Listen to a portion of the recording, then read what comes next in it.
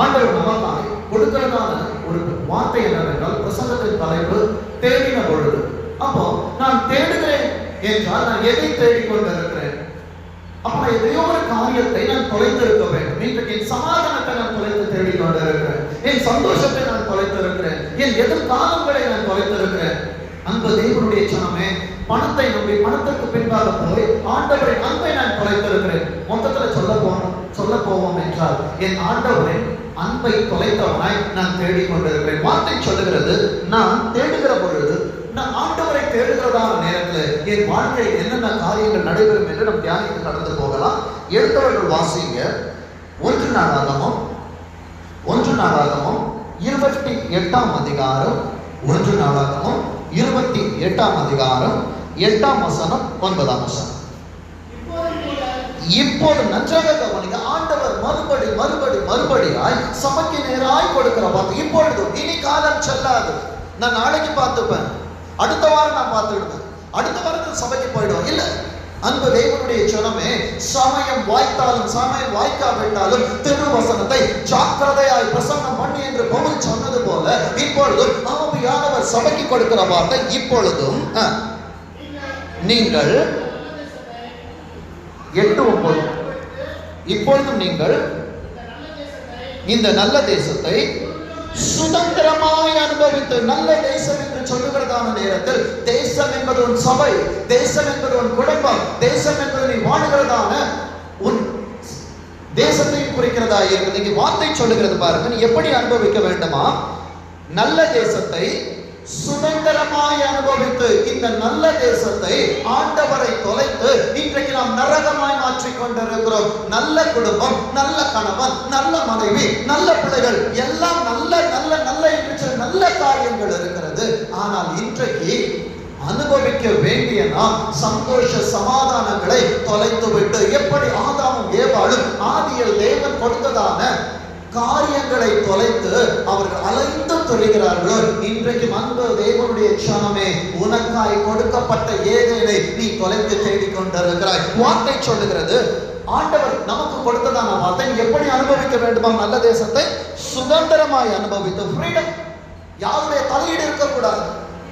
நானும் என் குடும்பமும், நானும் என் பிள்ளைகளும், அதே போல சபையில நானும் என் ஆவியானவரும், எங்களுக்கு நடுவாய் ஒருவரும் இருக்கக்கூடாது, ஒரு பிரிட்ஜ் இருக்கக்கூடாது, ஒரு இன்டர்மீடியேட்டர் இருக்கக்கூடாது. நான் சுதந்திரமாய் அனுபவிக்க வேண்டும் ஆண்டவரே. இன்றைக்கு இந்த சுதந்திரத்தை நான் தேடிக்கொண்டிருக்கிறேன். அடுத்தது வார்த்தை சொல்லுகிறது பாருங்க, உங்களுக்கு பிறகு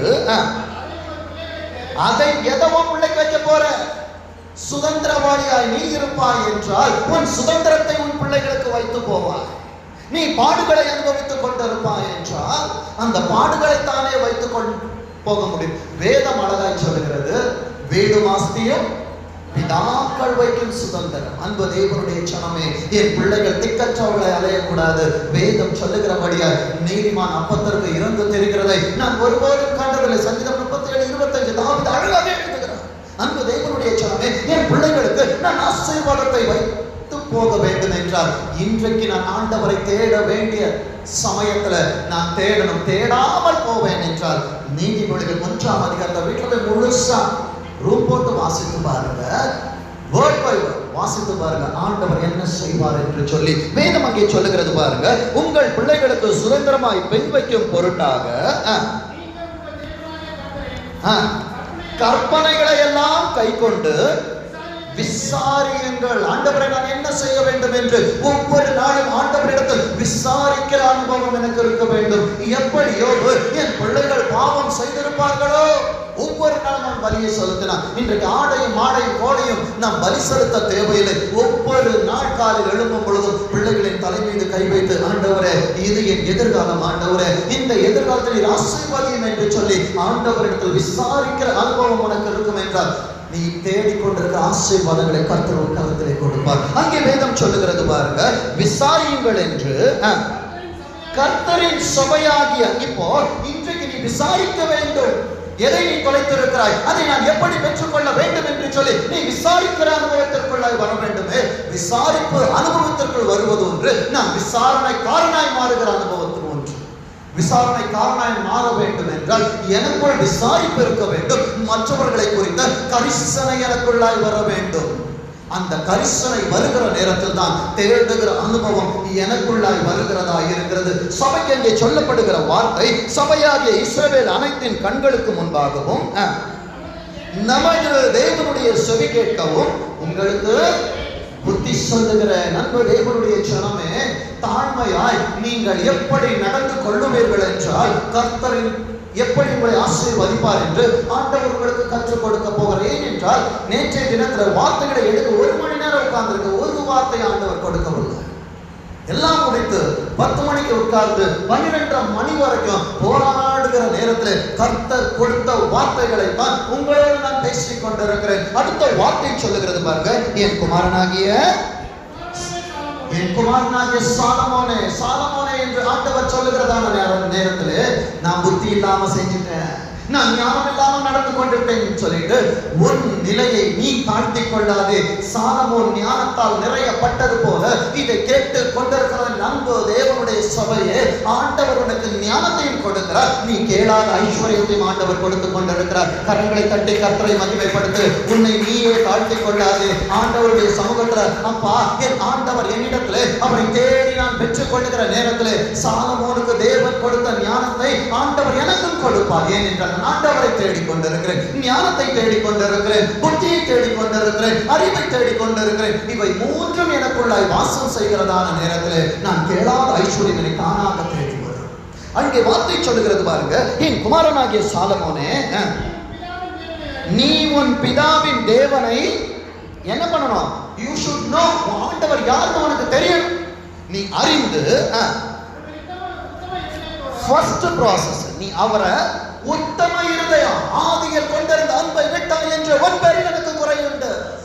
நீ அனுதம் இல்லாமல் குளிரும் இல்லாமல் வெது வெதுப்பா இருப்பா என்றால் என் வாயிலிருந்து உன்னை வாந்தி பண்ணி போடுவேன் என்று ஆண்டவர் சொன்னார். ஆண்டவரே, என்னை வாந்தி பண்ணுகிறவனாய் அல்ல, உண்மை நான் தேடுகிறதான நேரத்தில் எனக்கு நீ செவிசாய்க்க வேண்டும் என்று சொல்லி உத்தம இருதயத்தோடு ஆண்டவரை தேடுவாய் என்றால் கர்த்தர் உனக்கு தென்படுவார். அங்கே வார்த்தை சொல்லுகிறது பாருங்க, அவரை உத்தம இருதயத்தோடும் என்னது உற்சாகம். நான் ஏன் சர்ச்சுக்கு போகணும்?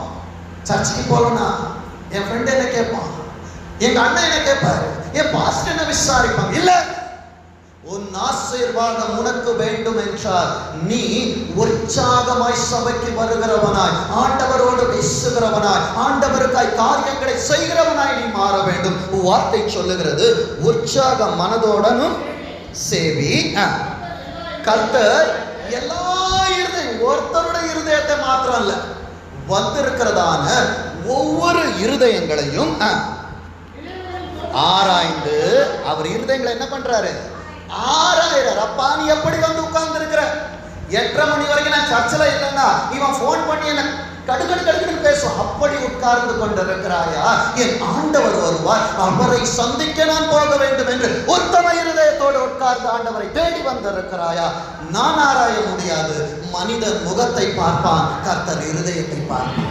வார்த்தை சொல்லுகிறது, எல்லா இருதயங்களையும் ஆராய்ந்து நினைவுகளின் தோற்றம், அது ஃபார்ம் ஆகிற இடம், அது எப்படி உருவாகுது? நாம் பிசிக்கலா இங்க உட்கார்ந்து இருக்கேன், ஆனா மென்டலா ஆப்சென்ட் ஆகியிருந்தேன்னா ஆண்டவர் உன்னை தேடி வர முடியாது. நான் இங்க உட்கார்ந்து இருக்கிறேன், பைபிள் கையில இருக்குது, பைபிளுக்குள்ள மொபைலை வச்சுட்டு உலகம் எங்கும் நான் சுற்றி வருகிறேன். உலகம் எங்க யார் சுற்றி வந்தா தெரியுமா? ஆண்டவர் பிசாசை பார்த்து கேட்ட நேரத்தில் அவன் சொன்னான், நீ எங்கே இருந்து வருகிறாய்? அவன் சொன்ன பதில் என்ன தெரியுமா? உலகம் எங்கும் சுற்றி திரிந்து வருகிறேன். அன்பு தேவனுடைய ஜனமே, கர்த்தருடைய வார்த்தை உனக்கு நேராய் வரும் பொழுது உன் சிந்தைகள் சிதறடிக்கப்படாதபடிக்கு கர்த்தருடைய வார்த்தை உண்மையாய் உற்சாகமாய் நீ கேட்பாய் என்றால் நீ ஆண்டவரை தேடுகிற நேரத்தில் அவரும் உன்னை தேடி ஓடுவார். ஏனென்றால் 99 ஆட்டை குறித்து அவர் கவலைப்படவில்லை. காணாமல் போன ஒரே ஒரு ஆட்டை தேடி என் ஆண்டவர், அந்த ஒரு ஆடவே நாம் இருக்கக்கூடாது. உண்மையாய் நீ ஆண்டவரை தேடுவாய் என்றால் அந்த அன்பு இன்னைக்கு உண்மை தேடி வரும். விசுவாசிக்கிறீங்களா? அங்கே வார்த்தை சொல்லுகிறது பாருங்க, நினைவுகளின் தோற்றங்களை எல்லாம் அறிகிறார். நீ அவரை தேடினால் உனக்கு தென்படுவார். நீ அவரை விட்டு விட்டால் அவர் நீ ஒரு தடவை தான் விடுவ, அவர் உனக்கு once forever never, அவன் உனக்கு கிட்ட வர மாட்டார். நம்ம நினைக்கிறோம் ஆண்டவர் தானே ரொம்ப பாசம் உள்ளவர், ஒரு பாசம் உள்ளவர் தான். அவர் தேடி வருகிற நேரத்துல உண்மையாய் அவருக்கு உன்னை அர்ப்பணிப்பாய் என்றால் அவரது தோளின் மீது செல்ல பிள்ளையாய் உட்கார்ந்து கொண்டிருப்பாய். அவரை விட்டுட்டு அப்புறம் பார்த்துக்கலாம்னா அந்த அப்புறம் என்பது நாளை நாளை நாளை நாளை என்னைக்குமே வராது.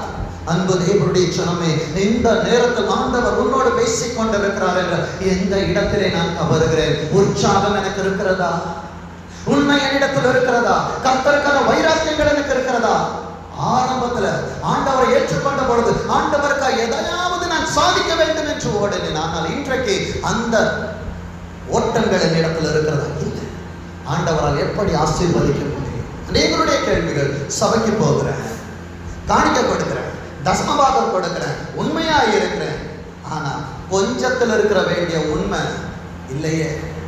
சபைக்கு 1.5 மணி நேரம் 2 மணி நேரம் ஒரு நாள் அந்த உண்மை என்னிடத்தில் காணப்படாவிட்டால் ஆசீர்வாதங்கள் என்னிடத்திலிருந்து எடுக்கப்பட்டு போகும் என்பதை மறந்து போகாதே. வாசிங்க 1 நாளாகமம் 16ஆம் அதிகாரம் 10ஆம் வசனம். 1 நாளாகமம் 16:10.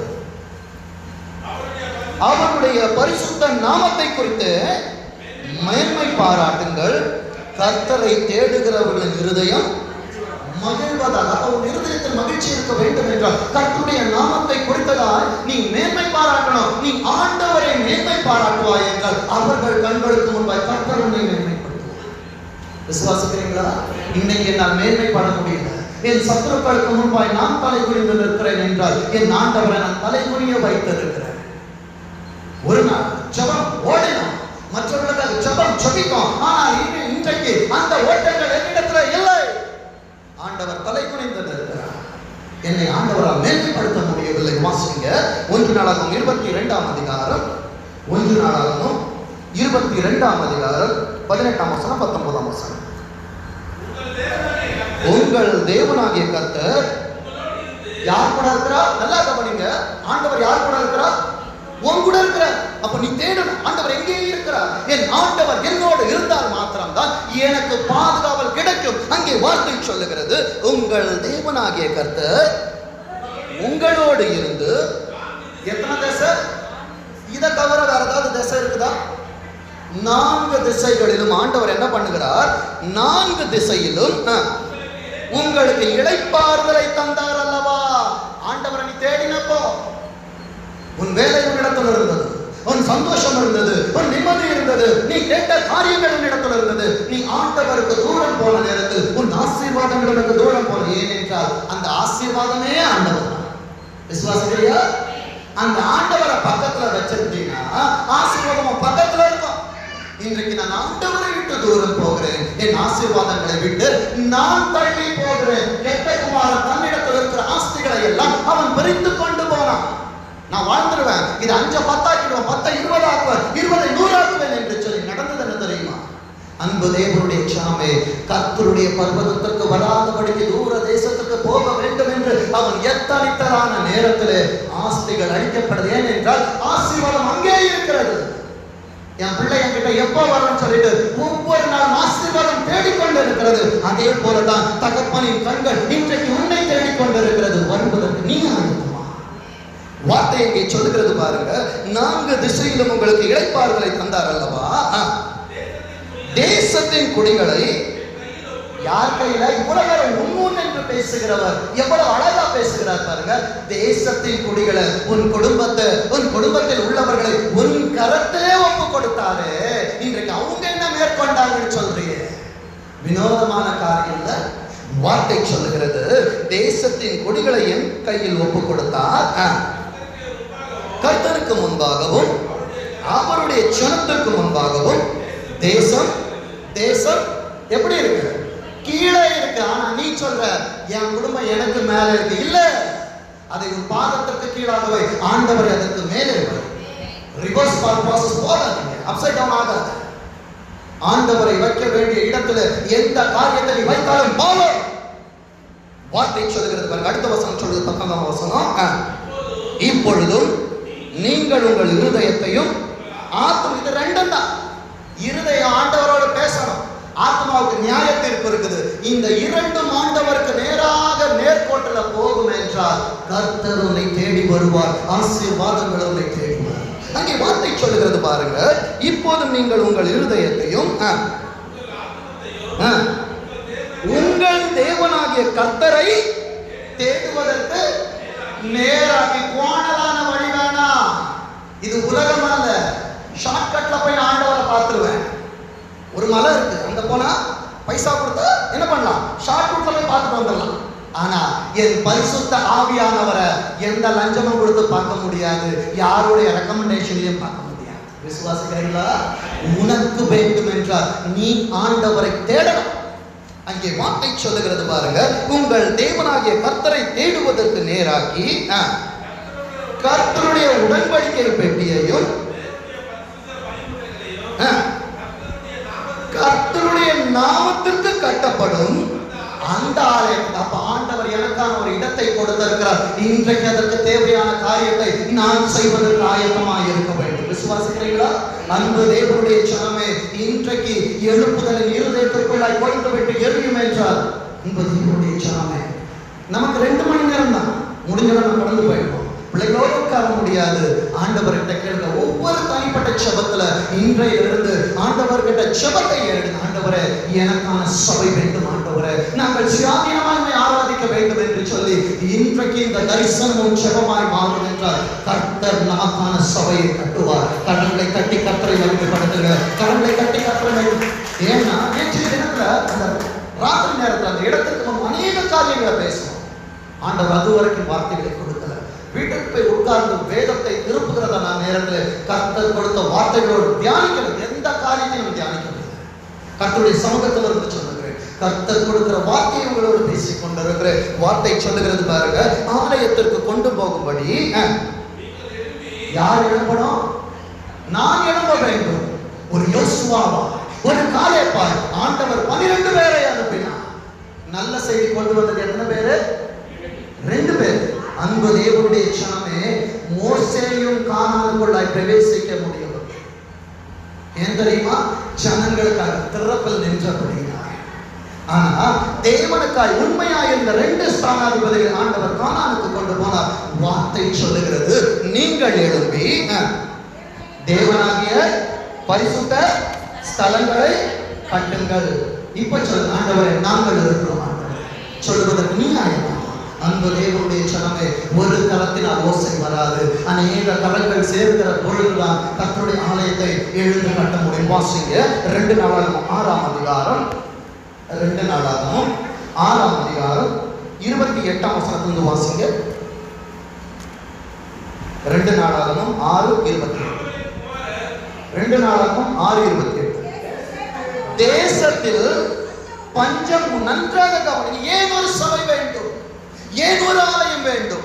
நான் ஆண்டவரை தேடுவதற்கு ஏன் ஆண்டவரின் வாசஸ்தலம் வேண்டும் என்று ஆண்டவர் திட்டமும் தெளிவுமா பேசுகிறார். தேசத்திலே பஞ்சம் உண்டாகிற போதும், கொள்ளை நோய் உண்டாகிற போதும், வறட்சி, சாவி, வெட்டுக்கிளி, பச்சைக்கிளி உண்டாகிற போதும் அவருடைய சத்துருக்கள் அவர்களை வாசம் செய்கிற தேசத்திலே அவர்களை முற்றுகை போடுகிற உன் குடும்பத்தை அழித்து விடுவேன் என்று சொல்லி சத்துரு முற்றுகை போடுகிற நேரத்துல, நீ சிறைப்பட்டு போகிற நேரத்துல, உனக்கு பஞ்சம் வருகிற நேரத்துல, கொஞ்ச நாட்களுக்கு முன்பாக கொரோனா இருந்துச்சு. இன்றைக்கும் ஆண்டவருடைய சமூகத்துல நின்று சொல்ல முடியும், கர்த்தரின் சபையின் பிள்ளைகளை பாதுகாத்தார். ஒரு சேதம் இல்லாதபடி. ஏன்னா அநேக சபையில ஊழியக்காரர்கள் மெசேஜ் அனுப்பும்போது என் சபையில இந்த இடத்துல மாறணும், ஆனால் கர்த்தரின் சாட்சியின் மகிமையாய் சொல்லுகிறேன், கர்த்தர் நம் சபையில ஜீவனை எடுக்காதபடிக்கு கிருபையாய் பிள்ளைகளை பாதுகாத்தார்.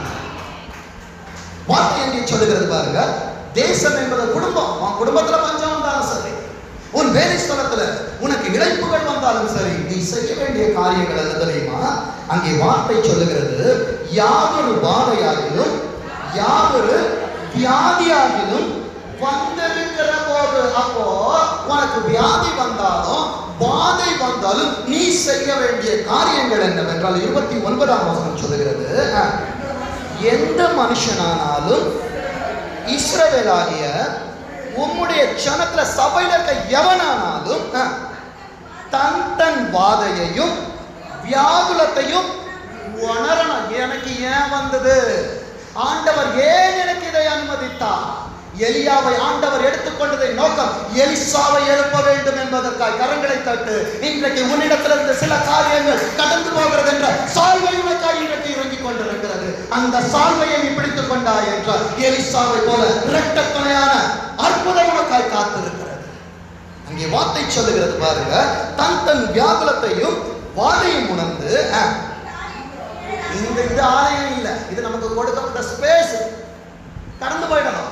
ஆனால் ஒரு ஆலயம் என்பது 24 மணி நேரங்களும் பூட்டப்படாதிருக்க, யார் வந்தாலும் அது திறக்கப்பட்டதாக இருக்க வேண்டும். விசுவாசிக்கிறீங்களா? எதிர்காலத்தை ஆண்டவர் பேசிக் கொண்டிருக்கிறார். அங்கே வார்த்தை சொல்லுகிறது பாருங்க, இந்த ஆலயத்திற்கு நேராக தன் கைகளை பிரித்து செய்யும் சகல விண்ணப்பத்தையும் சகல வேண்டுதலையும் ஆண்டவர் எங்க இருந்து கேட்கிறாரு? ஆண்டவரே, என் சபையாதி ஆலயத்திற்கு அஸ்திவாரத்தை நான் சீக்கிரத்துல போடணும் ஆண்டவர். ஏன்னா இங்க நான் கடந்து போகிறோம். ஆலயம் திறக்கப்பட்டிருக்கும் என்றால் வருகிறவர்கள் எல்லாம் சொல்லித்துக் கொண்டிருப்பாங்க. அங்கே வார்த்தை சொல்லுகிறது பாருங்க, உம்முடைய வாசஸ்தலமாகிய பரலோகத்தில் இருக்கிற தேவரையும் கேட்டு மன்னித்து. அப்போ என் கரங்கள் விரிக்கப்படணும். இன்றைக்கு என் கரங்கள் விரிக்கப்படவில்லையே.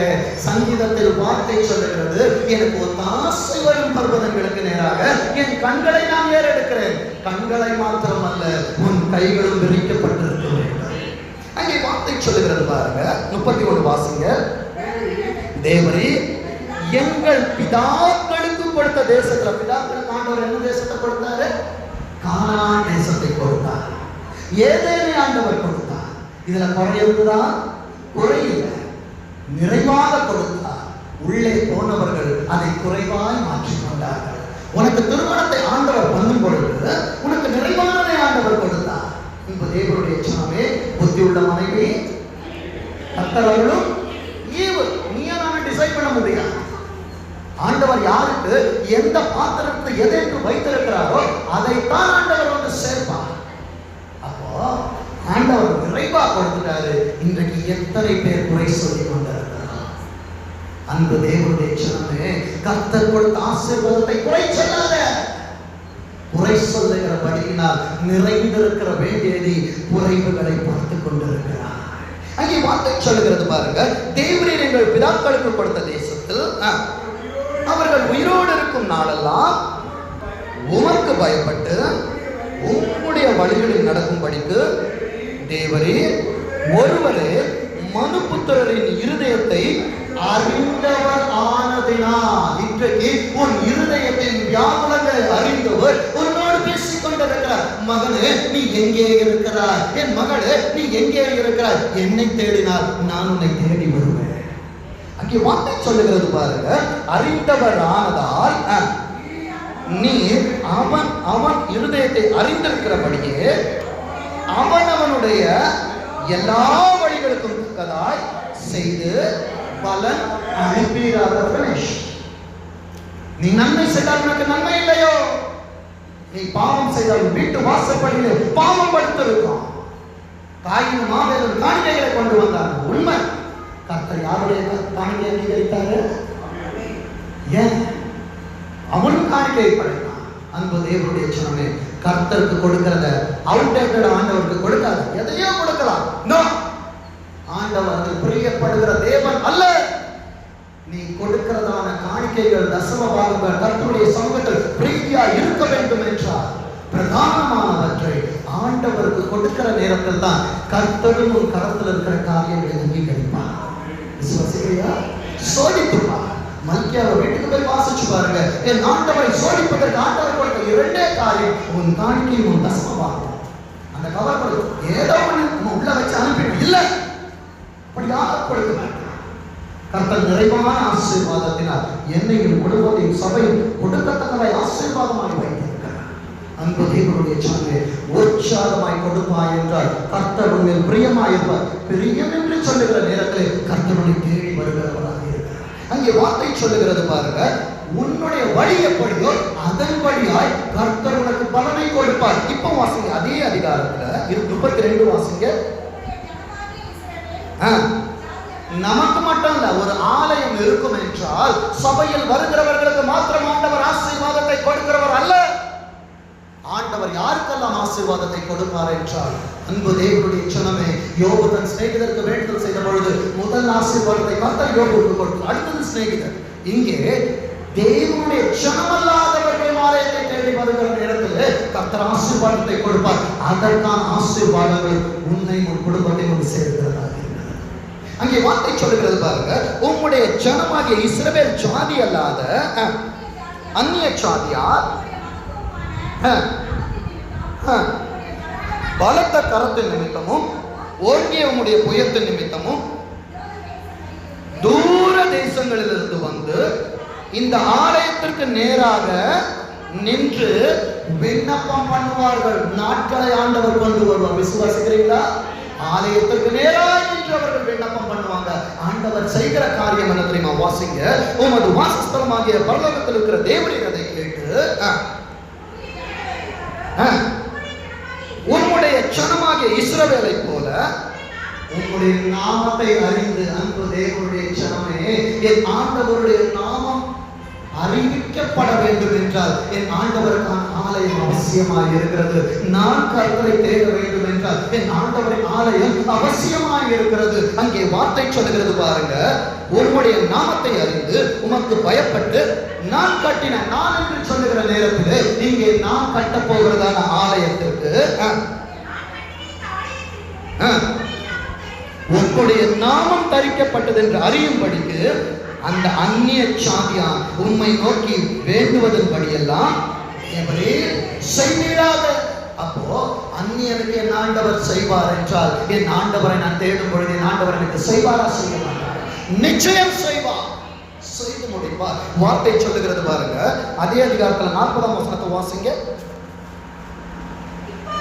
இப்போதும் அன்பு தேவனுடைய ஜனமே, எந்த பாரத்தில் இருந்தாலும் சரி, எத்தனை கஷ்டங்களோடு வந்தாலும் சரி, ஆண்டவர் எதிர்காலம் என் வேலைகள் என்ன, ஆண்டவர் எதிர்காலத்தில் என் எதிர்காலம் என்னவாகும் என்று சொல்லி கலக்கத்தோடு உட்கார்ந்திருக்கிறேன். தேவ பிள்ளையே, கர்த்தர் உன்னோடு பிரத்யட்சமாக பேசுகிறார். இப்போதும், நாளைக்கு இல்ல, நேற்று இல்ல, இன்னும் 2 நாள் கழிச்சு இல்ல, இப்போதும் என் தேவனே இந்த ஸ்தலத்திலே செய்யப்படுகிற விண்ணப்பத்திற்கு, என்ன விண்ணப்பத்தோடு வந்திருக்கிற விண்ணப்பத்திற்கு உம்முடைய கண்கள் திறந்தவைகளும் உம்முடைய செவிகள் கவனிக்கிறது. அப்ப நீ பேசலாம், ஆண்டவர்கிட்ட சொல்லலாம், அவர் பார்த்துவார். உண்மை உனக்கு என்ன வேண்டும் என்பது ஆண்டவரிடத்தில் நீ பேசுகிற அனுபவம் உனக்குள்ளாக இருக்க வேண்டும். இப்போ வாசிங்க 2 நாளாகமும் 14ஆம் அதிகாரம் 7ஆம் வசனம். 2 நாளாகமும் 14:7. அவன் யூதாவை நோக்கி, யூதா என்பது துதி, யூதா என்பது தேவனை துதிக்கிற கூட்டம். யூதாவை நோக்கி, தேசம், தேசம் என்பது குடும்பம், தேசம் என்பது குடும்பத்தில் இருக்கிற பிள்ளைகள், தேசம் என்பது சபை, தேசம் என்பது வேலைஸ்தலம். தேசம் நமக்கு முன்பாய் அமர்ந்த, எல்லாம் எனக்கு ஃபேவரா இருக்கு, காத்து நம்ம பக்கத்தில் அடிக்குது. என் தேசம் நமக்கு முன்பாய் அமர்ந்திருக்கையில் நாம் இந்த பட்டணங்களை கட்டி அவைகளுக்கு அலங்கங்கள், கோபுரங்கள், வாசல்கள் உண்டு பண்ணி தாழ்பால் போட்டு பலப்படுத்துவோமாக. எல்லாம் நம்மிடத்தில் இருக்கிறதான நேரத்தில் கர்த்தருக்கான காரியத்தை செய்வது அவசியமாக இருக்கிறது. ஏனென்றால் நாம் கர்த்தரை தேட வேண்டும் என்றால் அவருக்கான வாசஸ்தலம் என்னை கொண்டு செய்து முடிப்பது அவசியமாய். என்னை கொண்டு என்று சொல்லுகிற நேரத்தில் ஒவ்வொருவரும் சொல்ல வேண்டியது, என் சபை என்னை கொண்டு கட்டப்பட வேண்டும். அது எப்படி இருக்க வேண்டும்? கோபுரங்கள், வாசல்கள் பலப்படுத்த வேண்டும். அடுத்தது வார்த்தை சொல்லுகிறது பாருங்க, நம்முடைய தேவனாகிய கர்த்தரை தேடினோம். அன்பு தேவனுடைய ஜனமே, என் ஆண்டவரை தேடுவதற்கு ஒரு வாசஸ்தலம் இருக்கும் என்றால் அங்கே என் ஆண்டவரை நான் தேடினோம். தேடுகிறதான நேரத்தில் தேடின போது சுற்றிலும் 4 திசைகளிலும் ஆண்டவர் இளைப்பாறுதலை கொடுத்தாரு.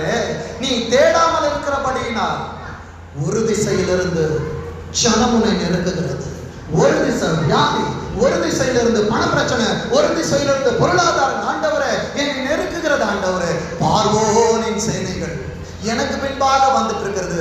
3 இடத்துலயும் வனாந்திரம், முன்பாக சிவந்த சமுத்திரம் இருக்கிறது. கதறி கொண்டிருக்கிறாயா? முடியாததை முடித்து காட்டுகிறவர் உன்னோடு பேசிக் கொண்டிருக்கிறார்.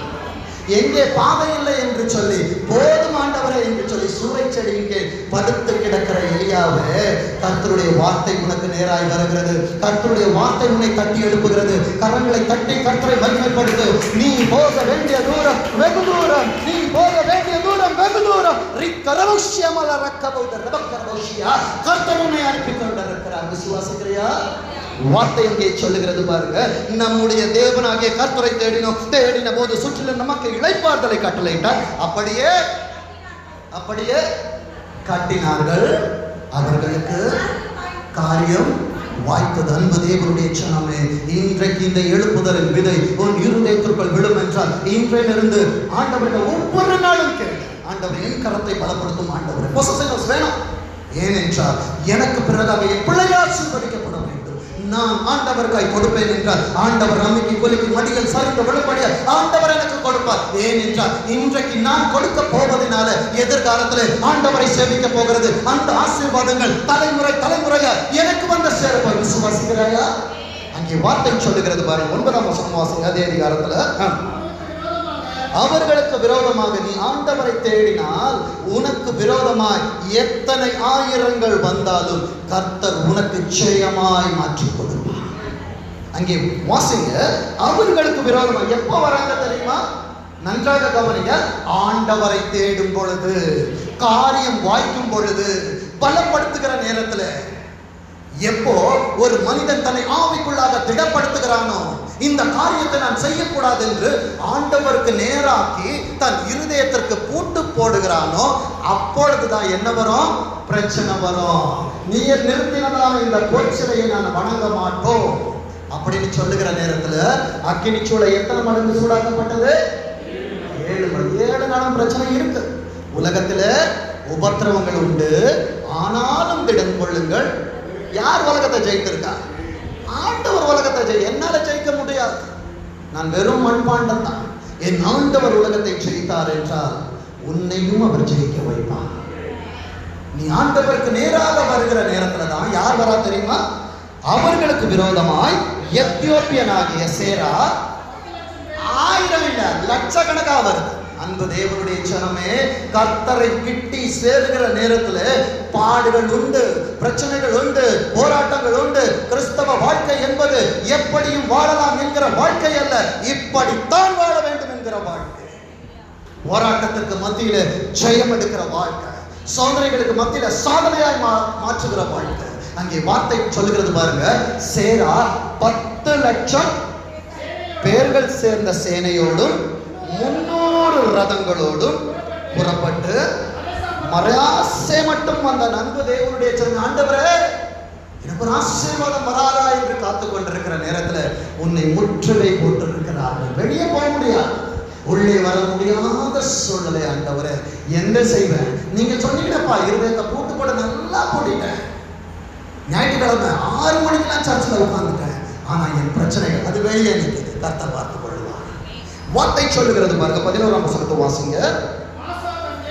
ஆசா தன் தேவனாகிய கர்த்தரை நோக்கி கூப்பிடு.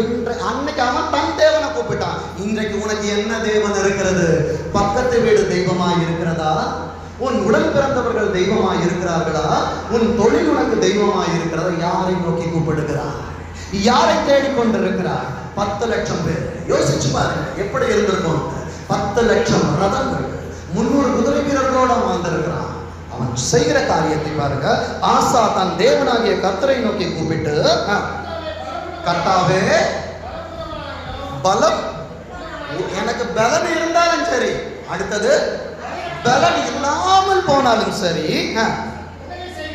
உதவி செய்கிறது உமக்கு அவ்வளவு. இதுக்கு மேல என்ன வேணும்? உமக்கு என்ன காரியம்? மண்ணை பிசைந்து மனிதனை படைப்பது உமக்கு லேசான காரியம். கச்சாடி நீரை கனிரசமாய் மாற்றுவது, கனிரசமாய் ரசம் மாறும் என்றால் ஏன் என் வாழ்க்கை கனிரசமாய் மாறாது? அந்த கனிரசத்தை அநேகருக்கு கொடுத்தாங்க. பந்தி விசாரிப்புக்காரன் கேட்டான், இவ்வளவு நல்ல ரசத்தை எங்க வச்சிருந்த? அப்ப ஆண்டவர் உன்னை இவ்வளவு நாள் மறைச்சு வச்சிருக்கிறாருன்னா இப்ப ரகசியம் புரியுதா? அநேகருக்கு நான் நல்ல ரசமாய் மாற போகிறேன். கரங்களை தட்டி கர்த்தரை மகிமைப்படுத்து. முந்தின ரசத்தை பார்க்கலாம். இதை கேட்டுக்கொண்டிருக்கிற இந்த கச்சாடியில இப்ப ஊறிக்கொண்டிருக்கிற ரசம் பிரதானமா விசேஷமானவர். விசுவாசிக்கிறியா? உனக்கு பலம் இருக்கட்டும், பலம் இல்லாமல் இருக்கட்டும், உதவி செய்கிறது யாரு? யாரு? வானத்தையும் பூமி படைத்த கர்த்தரால் நீங்கள் ஆசீர்வதிக்கப்பட்டவர். அங்கே வார்த்தை சொல்லுகிறது பாருங்க, உமக்கு அது லேசான காரியம்,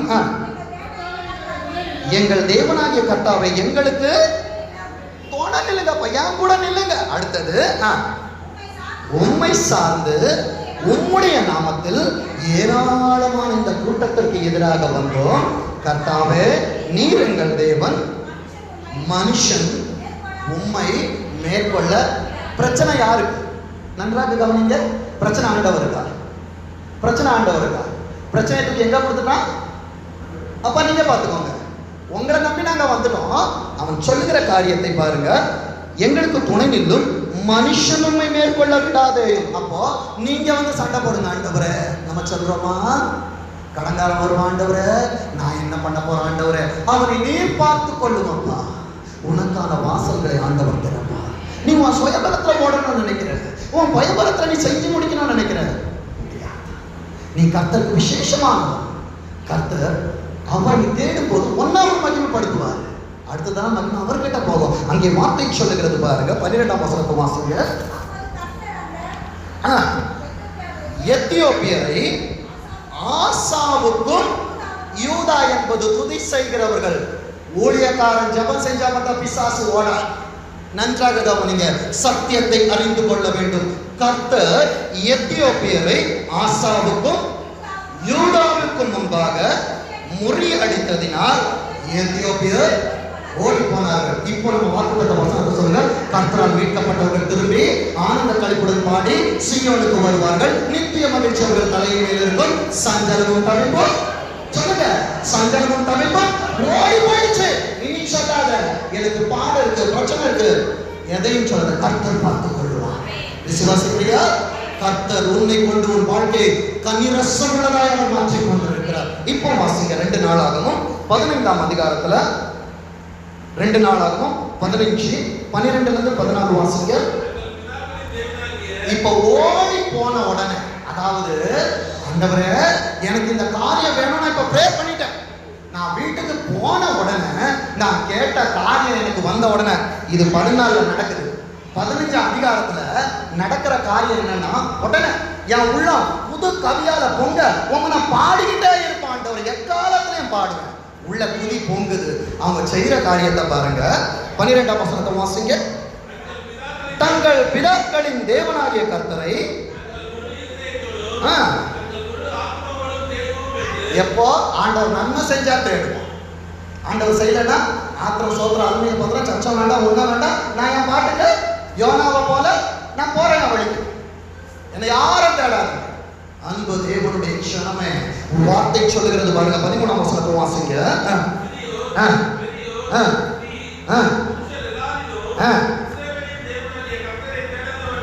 தேடாதவன் எவனோ அவன், யார் தேடி, அவன் கொலை செய்யப்பட வேண்டும் என்று உடன்படிக்கை செய்து இன்றைக்கு ஒரு ஆசீர்வாதங்கள் கொல்லப்பட்டுக் கொண்டிருக்கிறது.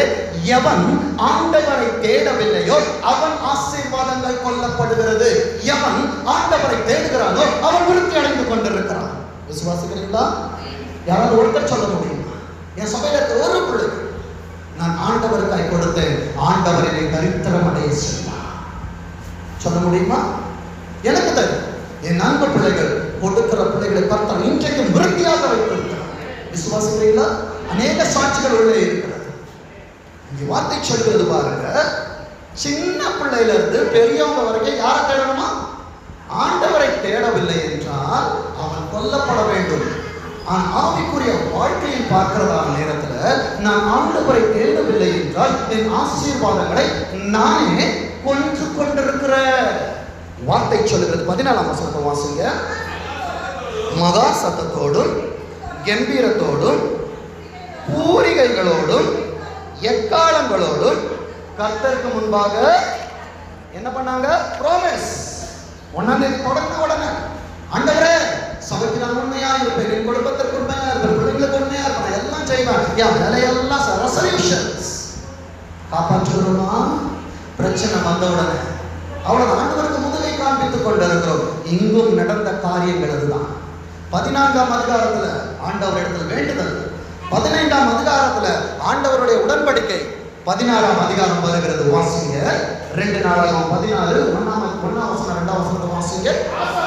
ஆசா அரசாண்ட 36ஆம் வருஷத்துல இஸ்ரவேலின் ராஜாவாகிய பாஷா யூதாவுக்கு விரோதமாக வந்து ஒருவனும் யூதாவின் ராஜா. அப்போ சபையின் பிள்ளைகளே, நீ ஆசீர்வதிக்கப்படுகிறதான நேரத்தில் நீ ஆண்டவரை தேடுவாயோ தேட மாட்டாயோ என்று சொல்லி ஆண்டவர் உன்னை சோதிக்கும்படியாக ஆசாவின் இடத்தில், அதாவது சபையின் இடத்தில் ஆண்டவரிடத்தில் நீ வரக்கூடாதபடிக்கு உனக்கு ஆண்டவர் சூழ்நிலைகளை கொண்டு வரும் பொழுது நீ என்ன செய்வாய்? நீ என்ன செய்ய போகிறாய்? இன்னைக்கு உனக்கு முன்பாக வைத்திருக்கிற கேள்விக்குரியதுதான். அங்கே வார்த்தை சொல்கிறது பாருங்க. ராஜாவாகிய பாஷா யூதாவுக்கு விரோதமாக வந்து, ஆசாவுக்கு விரோதமா இல்ல, துதிக்கிறாயே உனக்கு விரோதமாய் சாத்தான் வருகிறான் என்பதை மறந்து போகாதே. வந்து போக்கும் வரத்துமா இல்லாதபடிக்கு யார கட்டுறான்? ராமாவை கட்டுறான். யார? ராமா. உலகத்தின் பிரகாரம் அவங்க கட்டட்டும். ஆனால் அன்பு தேவனுடைய சனமே, நீ ஆண்டவரை தேடாமல் உனக்கு சோதனைகள் வருகிற நேரத்துல ஊழியக்காரனோடு பேசுகிற நேரங்கள் குறைபடுகிறது. ஒரு காலத்துல ஒரு சின்ன பிரச்சனைனாலும் எனக்கு இப்படி இருக்கு, ஜெபிக்க முடியுமா? ஜெபம். ஆனா இன்னைக்கு நம்ம ஜெபத்துல வளர்ந்து, நான் ஏன் ஊழியக்காரங்கிட்ட பேசணும், நான் ஏன் ஊழியக்காரங்கிட்ட சொல்லணும்? அவங்களுக்கு என்ன தெரியும்? அன்பு தேவனுடைய சனமே, சோதனைகள் வருகிற நேரத்தில் ஒரு காரியங்கள் எல்லாம் தெரிந்திருக்க வேண்டும் ஊழியக்காரன். அடுத்தது வார்த்தை சொல்கிறது 2ஆம் வசனத்தை வாசிங்க.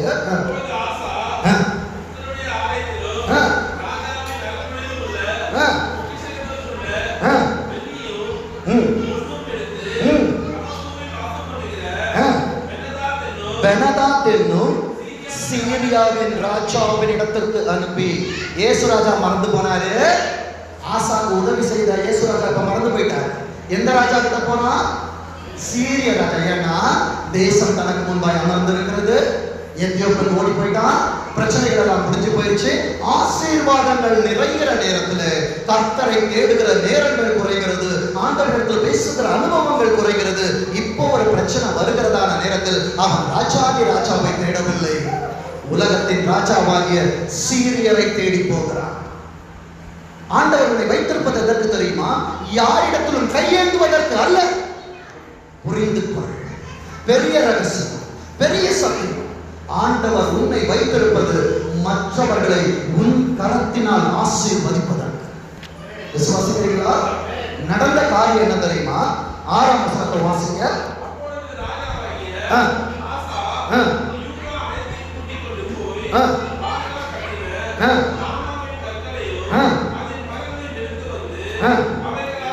அவைகளால் கேபாவையும் மிஸ்பாவையும் கட்டினான். அன்பு தேவனுடைய சனமே, வெகு விரைவில் சபை கட்டப்பட போகிறது.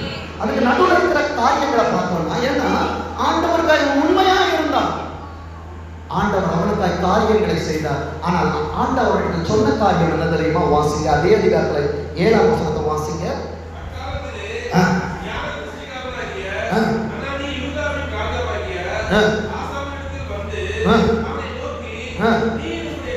நீர் உமது தேவனாகிய கர்த்தரை சார்ந்து கொள்ளாமல் சீரிய ராஜாவின் ராணுவம் உன் கைக்கு தப்பி போயிட்டு, யார்கிட்ட போய் யாசகம் கேட்டாயோ அவன் உன்கிட்ட வந்திருக்கணும். அன்பு தேவனுடைய சனமே, காளைகளை தேடி நீ ஓடக்கூடாது. இஸ்ரவேலரின் பாளையத்தை சுற்றிலும் தான் காளைகள் என்ன பண்ணிச்சு? வந்து இறங்கினது. அன்பு தேவனுடைய சனமே, வேதம் அழகாய் சொல்லுகிறது, தன் ஸ்தானத்தை விட்டு அலைகிற குருவி எப்படி இருக்கிறதோ அப்படியே தன் ஸ்தானத்தை விட்டு அலைகிற மனுஷனும் இருக்கிறான். உனக்காய் குடும்பத்திலே ஒரு ஸ்தானம் இருக்கிறது, உனக்காய் சபையிலே ஒரு ஸ்தானம் இருக்கிறது, உனக்காய் தொழிற்சாலைகளே ஒரு ஸ்தானம் இருக்கிறது. அதை இழந்து போவாய் என்றார். யாருக்கு ரகசியத்தை வெளிப்படுத்தாங்க? உன் வேலை ஸ்தலமா இருக்கட்டும், உன்னை உயர்த்த வேண்டும் என்பது தேவனுடைய திட்டம். அதை யாரிடத்தில் வெளிப்படுத்தாங்க? உனக்கு வர வேண்டிய ராஜ்யமேன்மை, அது தாண்டி மற்றவர்களிடத்தில் போய்கொண்டிருக்கிறது என்றால் நீ காரியங்களை மற்றவர்களிடத்தில் வெளிப்படுத்திக் கொண்டிருக்கிறார். விசுவாசிக்கிறியா? அன்பு தேவனுடைய ஜனமே, சபையிலே உனக்கு கொடுக்கப்படுகிற ஆசீர்வாதங்களை உன் இருதயமாக பலவேளை போட்டு வை. வெளியே யாரிடத்திலும் சொல்லாது, நிறைவேறுகிறது. ஏனென்றால் பொறாமையின் கண்கள் அதிகம். விசுவாசிக்கிறியா? சீரியாவின் ராணுவத்தை ஆண்டவர் இவன் கையில் ஒப்பு கொடுத்திருக்கார். அவன் இடத்தில் போய் உதவி கேட்கிறார். அங்கே நடந்த காரியத்தை பாருங்க. 8ஆம் வசனத்தை வாசிங்க.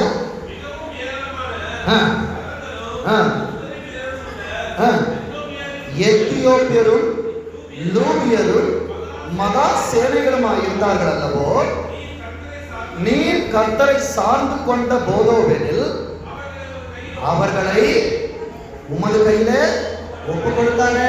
அப்பா, நான் ஆண்டவர் பாடி துதி செய்ய தொடங்கின பொழுது அஸ்திபாரங்களை ஆண்டவர் அசைச்சாரு. இன்னைக்கு அந்த துதி எங்க, அந்த ஜெபம் எங்க? யாரிடத்துல போய் சொல்லாத, என்னால வேதம் படிக்க முடியல, என்னால ஜெபம் பண்ண முடியல. மிஸ்பாவிற்குள்ளாய் நாட்டப்பட்டிருக்கிறாய். தேவனே உனக்கும் எனக்கும் சாட்சி, என் ஆண்டவர் உனக்கு ஜெபிக்க கற்றுக் கொடுத்துக் கொண்டிருக்கிறார். கரங்களை தட்டி கர்த்தரை மகிமைப்படுத்து. நீ வேதத்தை திறந்து ஆண்டவரோடு நீ பேசுகிற நேரத்தில் கர்த்தரை நம்பி உனக்குள்ளாய் எந்த மனுஷனும் சொல்லிக் கொடுக்க வேண்டாம். கர்த்தர் உனக்கு கற்றுக் கொடுப்பார், உன்னை எழுப்பி விடுவார். கல்விமானின் நாவை உனக்கு அவர் தருவார். வேதத்தை வேதமாய் வாசித்து பாருங்க. அங்கே வார்த்தை சொல்லுகிறது பாருங்க. 9ஆம் வசனத்தை வாசிங்க. தம்மை பற்றி நன்றாக கவனிங்க. ஆண்டவரை குறித்த உத்தம இருதயம் இருக்கணும். அடுத்தது, தம்முடைய வல்லமையை விளங்க பண்ணும்படி கர்த்தருடைய கண்கள் பூமி எங்கும். இந்த கேமரா தான் வேஸ்ட், அதை கூட ஆஃப் பண்ணிடலாம். ஆனா இந்த கேமராவை எப்பயுமே என்ன பண்ண முடியாது, ஆஃப் பண்ண முடியாது. ஏன்னா ஆண்டவருக்கு பிரியமானவன். சொல்லுங்க, ஆண்டவருக்கு நான் யாரு? பிரியமானவன்.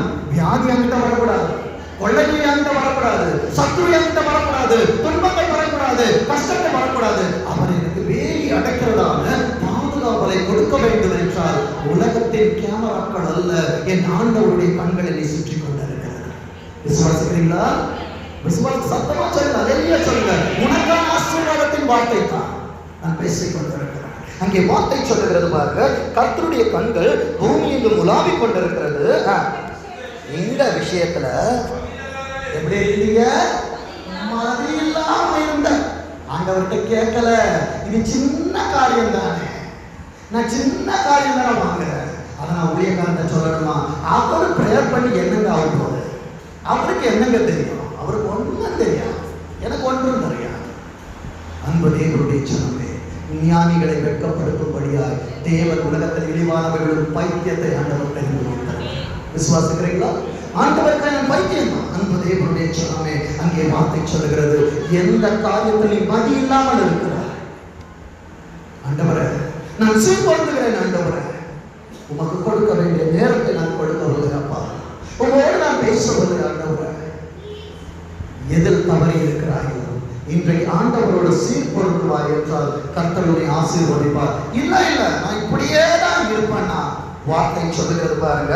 இந்த விஷயத்தில் மதி இல்லாமல் இருந்தீர், ஆகையால் இது முதற் கொண்டு உமக்கு பிரச்சனையை பார்த்துட்டு இருக்கிறியா? யுத்தத்தை பார்த்துட்டு இருக்கிறியா? வெளியே நல்லா செய்கிறோம், அழகா அயன்படி ட்ரெஸ் பல பளிச்சுன்னு இருக்கு. வெள்ளை அடிக்கப்பட்ட கல்லறைகளை போல உள்ளே நாற்றமெடுத்த வாழ்க்கை வாழ்ந்து கொண்டிருக்கிறார். அன்பு தேவனுடைய ஜனமே, அப்பா எனக்கு இந்த யுத்தங்கள் வேண்டாம், எனக்கு இளைப்பாறுதல் வேண்டும். ஆண்டவரே, 4 திசைகளின் இளைப்பாறுதல் வேண்டும் என்றால் கர்த்தரை தேடுகிற அனுபவங்கள் உனக்கு இருக்க வேண்டும். அன்பு தேவனுடைய ஜனமே, பேதுரு ஆண்டவர் என்ன பண்ணா? மறுதளித்தான். ஆனா சேவல் 3 வாட்டி கூவின உடனே என்ன பண்ணிட்டான்? ஐயோ, இந்த ஆண்டவர் சொன்ன வார்த்தையாச்சே, பொறி தட்டுச்சு. ஆண்டவர் இடத்துல மன்னிப்பு கேட்டான். ஆனா யூதாஸ் என்ன பண்ணா? மன்னிப்பு கேட்கல, நாண்டுட்டு செத்துட்டான். இன்றைக்கு வார்த்தை சொல்லுகிறது, நீ ஆண்டவரிடத்தில் உண்மையாய் மனம் வருந்துவாய் என்றால் என் ஆண்டவர் இருக்காரம் விரித்தவராய் உன்னை அழைத்துக் கொள்வார், உன்னை சேர்த்துக் கொள்வார். இல்லை நாயா இருக்கணும் அப்படி என்று இருப்பாய். நடந்த காரியத்தை வாசிங்க. 12ஆம் வசனம் வாசிங்க.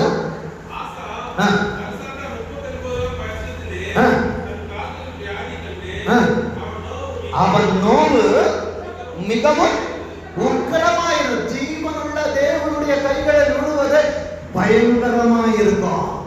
சீக்கிரத்துல எடுக்க மாட்டாரு. எத்தனை வருஷம் தெரியுமா? 2 வருஷம். அவன் காலில் வியாதி உண்டாகி அந்த நோவு மிகவும் உக்கிரமாயிருந்தது. அவன் தன் வியாதியிலும் கர்த்தரை அல்ல பரிகாரிகளை தேட. யாரை தேட போகிறாய்? பரிகாரிகளை தேட போகிறாயா? பரிகாரியை தேட போகிறாய்? வார்த்தை சொல்லுகிறது. அடுத்த வசனம் சொல்லுகிறது பாருங்க. ஆசா தான் அரசாண்ட தன் பிதாக்களோட நித்திரையடைந்த. இன்னும் ஆண்டவருக்கு அநேக பெரிய காரியங்களை செய்ய வேண்டிய ஆசா. அன்பு தேவனுடைய ஜனமே, 41 வருடங்களில் மாண்டு போனான். ஏனென்றால் ஆண்டவருக்கு மன்னிப்பு கேட்கவில்லை, ஆண்டவரை சார்ந்து கொள்ளவில்லை. சார்ந்து கொண்ட வரைக்கும் அவரை கொண்டு கர்த்தர் பெரிய காரியங்களை செய்தார். இன்றைக்கு ஆண்டவரை தேடி ஆண்டவரை சார்ந்து கொள்ளுகிற நேரத்தில், பக்தி வைராக்கியம் காண்பிக்கிற நேரத்தில் கர்த்தர் உன்னை கொண்டு பெரிய காரியங்களை செய்வார். கர்த்தர் உனக்காய் கொடுத்த ஆசீர்வாதத்தின் வார்த்தையை எடுத்து வைத்துக் கொள்ளுங்கள். யாத்ராகமம் 23ஆம் அதிகாரம். யாத்ராகமம் 23:22.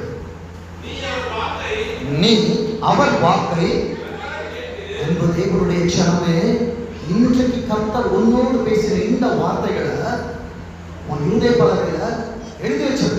சத்துரு எடுத்து போகாதபடி வீட்டில் போய் தியானிச்சுக்கிட்டே இரு. ஆண்டவரை நான் எங்கே தவறுகிறேன்? ஆண்டவரை என்னை ஆசீர்வதிப்பதல்லவா உனக்கு புரியும். ஆண்டவர்கிட்ட கேளு. வார்த்தை சொல்லுகிறது, அவர் வாக்கை நன்றாய் கேட்டு நான் சொல்வதை எல்லாம் செய்வாயாகில் நான் உன் சத்துருக்களுக்கு சத்ருவாயும் உன் விரோதிகளுக்கு விரோதியாயும் இருப்பேன். விசுவாசிக்கிறியா? அன்பு தேவனுடைய ஜனமே, கர்த்தருக்கு பிரியமாய் பிரியமுள்ள வாழ்க்கை வாழுகிறதான நேரத்தில் கர்த்தருடைய ஆசீர்வதித்து உன் பெயரை பெருமைப்படுத்துவார். நீ ஆசீர்வாதமாக இருப்பார்.